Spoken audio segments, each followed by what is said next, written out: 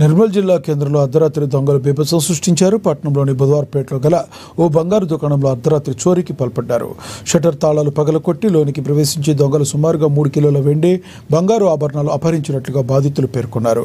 ఈ మేరకు సంఘటనా స్థలానికి చేరుకున్న పోలీసులు సీసీటీవీ ఫుటేజ్ను పరిశీలించి దర్యాప్తు చేస్తున్నారు.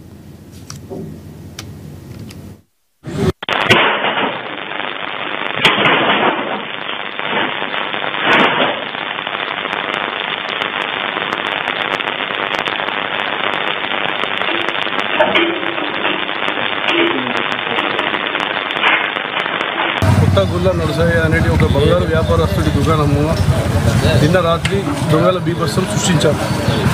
ఇందులో నగదుతో పాటు కొద్ది మొత్తంలో వెండి, బంగారము దొంగలించడం జరిగింది. కౌంటర్లు పగలగొట్టారు, లాకర్ కూడా పగలగొట్టి అందులో వెండి దగ్గర దాదాపుగా ఒక 2 కిలోలు 3 కిలోల వరకు వెండి ఉండే, బంగారము ఆభరణాలు ఉండే, కమ్మలు అవి అన్నీ దొంగలించడం జరిగింది. షట్టర్లు మధ్యలో లేపి నానా బీభత్సం సృష్టించి సామాగ్రి అంతా చెల్లా చెదురు చేసేసి సీసీ కెమెరా రెడీ చేసి గుల్ల నడుసాయి.